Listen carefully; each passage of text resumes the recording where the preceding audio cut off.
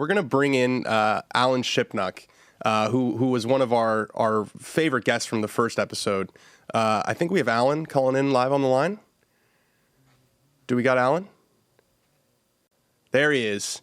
Yeah. Dude, so people loved that segment. People fucking hate you, and they hate me too. It's wild. When I tweeted out, so we were going to field questions, is kind of what we're doing today. When I tweeted out that we were doing this, someone responded, they prepared for the most vaccinated conversation in golf. So that's us, I guess.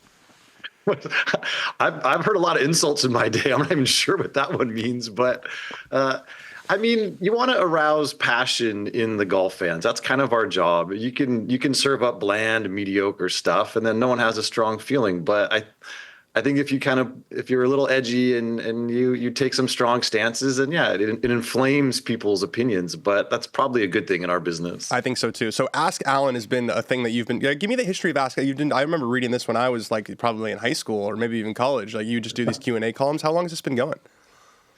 I mean, it goes back to the early days of the internet. In like the late 90s, I started doing it for CNNSI.com. And the only other person who was doing it consistently was Bill Simmons. And I kind of tapered off and he kept going. I think I chose poorly. But yeah, that was back in those days. There wasn't much golf content on the internet. And it was getting me in trouble because the players were upset. They were transposing the questions to my answers. And so people were making fun of Phil Mickelson's weight. And he got in my face. I was like, that wasn't me. That was some rando from Cleveland. That was just the question. You got to read the answer, man. And so, yeah, it's always been a thing. Got to read the answer. So we're gonna run through some questions that we fielded from you guys this week, and then I'll take some, Al will take some, and we'll trade some takes. So our first one comes from Jeremy Callahan, who asks, why won't ESPN and Golf Channel cover LIV? Golf Channel is obviously all PGA, but why won't ESPN cover it? So I'll take this one. First of all, ESPN doesn't really cover golf that much, like on their main channels. It has to be something like with Tiger or something pretty big to break through. But I mean, we talked about this when you were on the show the first time, and I'm interested to hear your take. The audience might not might not be there. And so at a certain point, like the coverage has to reflect the audience, right? Like if there's interest, then they're going to cover it. If there's less interest, there's not much to cover. And I think their coverage of LIV has mostly been from like the news perspective, when someone goes or there's some sort of comment towards reunification. And that's where LIV has been in the news the most. But as far as the actual competition goes, I just don't know that there's the interest. Is that fair? Yeah, I mean, ESPN has this great competition for every minute of airtime on their platforms. So I think you're right. They just ascertain the audience might be noisy, but it's kind of shallow, and they're better served covering other things. Obviously, the Golf Channel is a broadcast partner of the PGA Tour. They're in bed together, and so that's like saying, why won't the wife and the mistress have a meal? Like, it's just not going to happen. I mean, they're not going to cover LIV because they're getting paid a lot of money by the PGA Tour, and they had to pick a side, and they did. So that's an ezy one to puzzle out. I think, yeah, for ESPN, what would change that? I don't know. If maybe when the president of the United States is hosting a tournament in April at Trump Doral, maybe ESPN will tune in.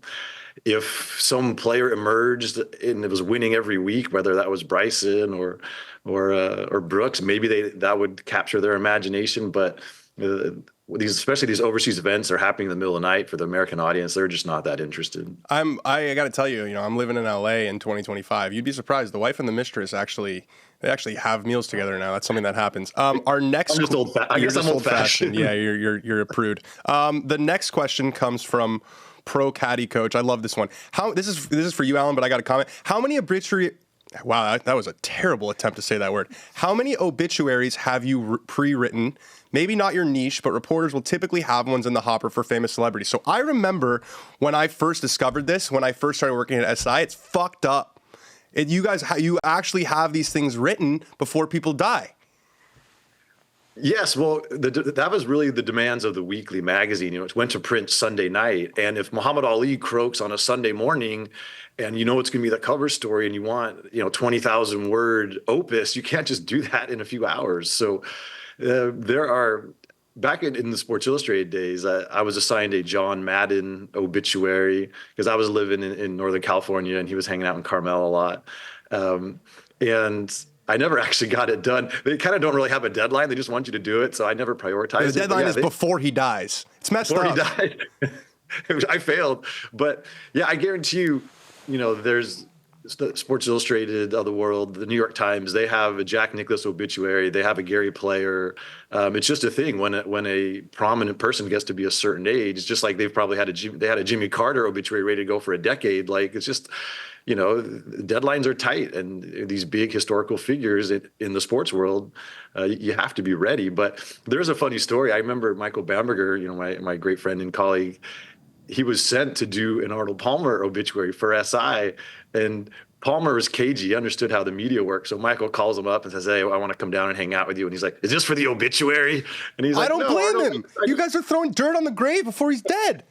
He's like, "No, Arnold, I just want to talk about life and golf." And so, yeah, it's a thing. I mean, the sophisticated athletes probably understand it's coming. But yeah, it's just part of the business. Pro Caddy Coach had another good question for me, I believe, unless you got a lesson from Genghis. How was your lesson with GG, which is George Genghis? It was awesome. I had a great lesson with George. So I herniated a disc in my back in September, so golf's been really hurting me a lot. I feel like I've lost a ton of speed, and he helped me a lot, mostly with setup. We got a clip here with him talking about just a little neck movement, how much that makes a difference. Let's roll that clip. When I look at it too, your neck is like mine. It goes this way, which stops turn, right? So just you want me to feel like my chin goes that way? Just almost? A tiny, like everybody does, but yours goes like mine. Yeah, it goes this way. What you're saying goes mine this goes way. Exactly like yours. I'm left eye dominant, and I start looking like at the ball forward. So get enough tilt right there. That neck is way better when he did that. Yeah, it's. I wanted to ask you about this because this was not a thing when you guys were coming up. Like you playing golf, like that. People dig that content. It's. So do you feel like if you came up now, you would like have made YouTube content? You ever think about that? Yeah, well, I mean, this was something that Matt Janelle and I talked about when we launched the Fire Pit. Say 2021. Do we do YouTube content? A couple of 8 handicappers over the age of 50. Does anybody want to watch that? And we kind of concluded no. Maybe that was the wrong choice because, as you say, it's just it's everywhere, and it's become quite a propulsive force for a lot of media companies. I don't know. In my day, we hit our golf because we should have been working on a story.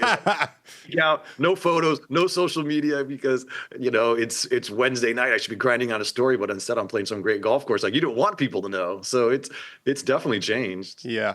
This next question from Rick Sturps is for you, Alan. We teased that you were writing this book. Will Rory be a willing participant in the book he is writing? Alan, will he? TBD. It's still early in the process. What every professional athlete wants when it comes to this kind of scenario is they want money and control, and I'm offering neither. And so, if Rory decides he doesn't want to, sit down for long interviews, I would understand. The counter to that is like the Nicklauses, the Palmers. They sat with every biographer, and there were dozens and dozens of them, even though they were not getting paid and they had no editorial control. They understood it was a chance to burnish their legend, to put their spin on every story, to charm or intimidate the writer. And, whereas like Tiger, he just slams the shutters down. He never talks to any of the people doing all these books. So you can go either way.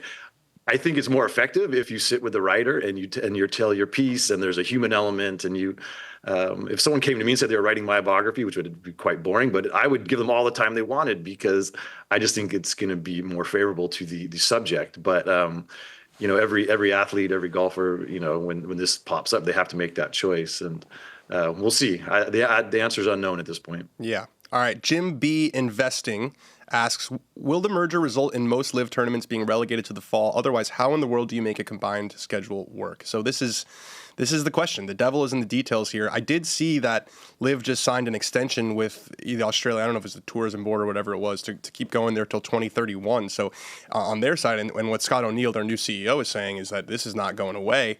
I think there'd have to be a serious lessening of other events if we're going to have both of these things exist. Like maybe you just have the signature events and then you have the LIV events in between. I'm not sure, but I do feel like the fall has long been a thing that the PGA Tour hasn't quite figured out what to do with it. Is it best to have an off season where you don't play at all? Is it best to do kind of what they're doing now where it's guys are playing really to keep it or improve their status? It could be in the fall. It could be interspersed. Alan, what are you hearing? Well, let's be honest. The PGA Tour schedule is way too bloated. It has been for a long time. I mean, look at the tournament that just played. Mediocre golf course. I don't know. It's pretty. I enjoyed watching it, but 50. maybe I'm not. Maybe I'm not I'm a sicko, but I enjoyed it. Yeah, it's better than a stick in the eye. But if that tournament went away, I don't think anyone would really miss it. Like, you could trim 10 tournaments off the tour schedule, no problem, and put them in with more blockbuster events, whether that's an upgraded Australian Open or South African Open or Japanese Open. If you combine put some of the LIV events in there judiciously, I don't think it's attractive for the LIV folks just to be, put into this ghetto of the fall, which is, football season, and people are kind it's a death sentence. Fall golf is just a death sentence. Yeah. So, I mean, sure, you can play some, and they already do, but they're going to want to have their moments in the sun. And when you look at the global schedule that LIV plays, it makes sense to be down in Australia this time of year. And so, yeah, I don't think that's a winning formula. Now that I was listening in on your chat with Riggs, and this report now that things have bogged down in these Oval Office talks, and it could very well be around things like this, because of course that makes sense for Monahan. Like, fine, we'll give you 14 weeks. Yeah, in the LIV fall, series. But that's not going to be attractive to Yasir and the LIV players. So, yeah, as you said, it's all in the details, which is what's so maddening about this, because everyone's been saying we want to solve this.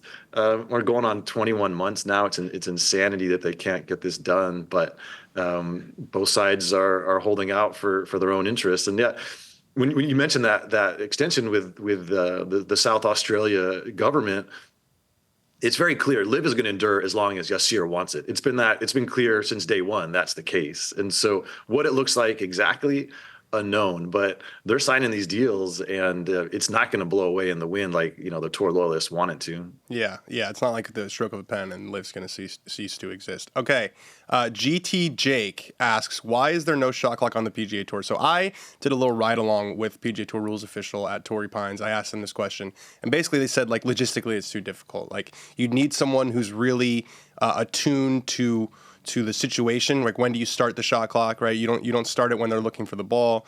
You don't start it when they're talking to. When do you start the clock? It would be a difficulty there. And then also their whole thing is, like, as long as they're playing in 4 hours or whatever it is, if they're not out of position. I will say there were a couple clips where Aaron Rai took 2 minutes to hit a putt, and I don't understand, like, how that's not a violation. They're saying it's a logistical hurdle. What do you think? Total bullshit. I mean, these are things you have to solve if you want your sport to flourish. So you do a couple weeks of training, and you have an official with every group. Why is that hard? Yeah, that was my thing. I was like, it's not. There's a lot of people who know about golf. Like, you could find exactly. I mean, get some of that SSG money and train some people. I mean, come on. It can't be that hard. There's just no institutional will to deal with this. It's been that way. I mean, I went back and looked. There was, a 1970s Golf magazine cover story. Lee Trevino takes on slow play. This is not a new issue. The tour just doesn't care. They could not make that any more clear. They don't care. If they cared, this would have been solved a long time ago. They have tons of rules on the books. They're just afraid to enforce. They're completely intimidated by the players, and they're afraid to enforce the rules that already exist. So to add a whole new complication, just follow the letter of the law and start handing out penalty strokes, and things will change. But they're afraid to do it. So, I mean, of course, they're not going to come up with some radical solution when they can't even do the most basic governance. So, yeah, it's very simple. The players don't care. The tour doesn't care. Only those of us on golf Twitter care. But unfortunately, we're the consumers, and we have to suffer through the 2-minute putts and the aim point nonsense and the waggles and the twitchings. And it's just bad for fans. And it's even worse when you go to events, because at least on TV, they'll cut from shot to shot. But if you go out and watch and you have to suffer through a whole group going through all their convulsions, it's really a problem for the entire sport. But clearly, there's no institutional will to change it. Yeah, I think a shot clock would add a lot to the broadcast. Just the countdown on the side, like that in the pitch clock, it's coming soon. There's less dead time, so I think it's definitely possible. Our next question, this is interesting. Sam Grant Hoya asked, true or false, since the 2008 U.S. Open, Tiger would rather have Phil's record than his own. Tiger has 15 wins in one major versus 10 wins in 3 majors. What I will say is the 15 wins has him tied with Sam Snead at 82. If he had 10 wins in 3 majors, he would be at 77 wins, but he'd still only be at 17 majors. He wouldn't quite get to Jack. So it gets to a question of what's more important. Obviously, he'd want to break Jack's record, but if he could break Sam Snead's record or tie it versus getting close to Jack, which one would be more important? I do think that now, because he's not going to break Jack's record, the Sam Snead one is like tantalizingly close, and it would be just brutal if he finishes with 82, which is, you know, I'm not saying that Tiger's done and dusted, but the most likely outcome is that he ends with 82. Right. Well, Tiger never mentioned Sam Snead's record for his first 20 years. And then, as you say, in reality set in, he's not going to summit Mount Nicholas. It's like, okay, oh no, the Snead record's awesome. I want that one. It's a little bit of a bait and switch. I mean, you know, Jack's record, the majors have always defined Tiger. So in that regard, I think it's an easy answer. I mean, more interesting is whose life would he want? You know, there was I'd say the entire 2010s, Tiger probably would have wanted Phil's life. You know, Phil was sort of this beloved elder statesman, mostly scandal-free, totally healthy, playing at a super high level. You know, and Tiger was struggling, and there was scandal, and there was arrest, and there was rehab, and all this stuff. But with the advent of LIV Golf and all of Phil's duplicity and you know, and Tiger's kind of reclaim the moral high ground. I think Tiger's about W's, and Tiger has more W's, and now it was. I think he would have taken his own thing forever, and now it's doubly so. But I think to be able to play at a super high level the way Phil did, and Phil's longevity is completely underrated. I mean, he was one of the best players in the world for 30 years, and you know, Tiger's career has been so abridged by the way he broke his body. I think that. To get out of bed feeling good and have a chance to win every day like Phil did a lot longer than Tiger did, I think that would have been tantalizing for Tiger. But when it comes to just the straight up wins, I agree with you. He would take the majors, and he would take Phil's record. Yeah, Tiger's here for a good time, not a long time necessarily. Our last question from Trot Golfer. When will the world turn on Bernhard Langer for cheating over the last 9 years of his career? So this is something, it's a really interesting dichotomy with Bernhard, because you want to talk about longevity. He's my dad's age, and he's still winning Champions Tour events or PGA Tour. My dad is not a young man. You know what I mean? Like it's incredible that he's beating Padraig Harrington and Ernie Els and these guys who just turned 50. So a lot of times I want to share like, oh, this is an incredible feat. And then every single time you say anything about Bernhard, the anchoring police come out. What do you think about that? Obviously, like, they got to be aware of it, right? I mean, do you think he's just cheating in broad daylight, or is it just really, really close and you can't see it? I think it's the latter. I mean, Bernhard is such a black and white personality. There's no way he's just cheating. He's so meticulous. And also, the other guys on tour would be making a much bigger deal if he was beating them every week by flat out cheating. I think he's just found a way to get very close but not actually touch his chest. But when the shirt billows, when you bend over and your body sags a little bit, it's hard to tell. But I can't imagine Bernhard Langer, of all people, you know, the ultimate driving machine. Like, I can't imagine that he would be able to sleep at night if he knew he was cheating. It goes against everything he stands for, the entire ethos of the game. But you're right. People get so fired up. For me, it's only the senior tour. Who cares? But it's hard to really be passionate about it either way. But folks are wild about this issue. And I just, you know, the idea that we're always going to give golfers the benefit of the doubt is a little fantastical. I mean, you certainly don't. No, I mean, we know guys. We've seen Patrick Reed has been caught on tape. You know, guys are fudging it. We know that at times, but I just don't think Bernhard's one of them. I just don't think he is. And maybe it's because I've covered him a long time and I've talked to him, and I find him to be just a very appealing character, and that he sees the world so simply, and it's such a binary thing. And I just don't think he would do it. But maybe I'm giving him too much credit. I was surprised. I thought you were just going to bury him like you bury most people. Alan, thank you so much. First of all, that's a falsehood. Only ones who deserve it, Dan. That's the only ones who get it. I'm a very sunny personality, but you know. You are. That's why you're my media dad. I appreciate it. We'll do this again very, very soon. Anyway, yeah, this was fun. Thanks for having me. Good stuff.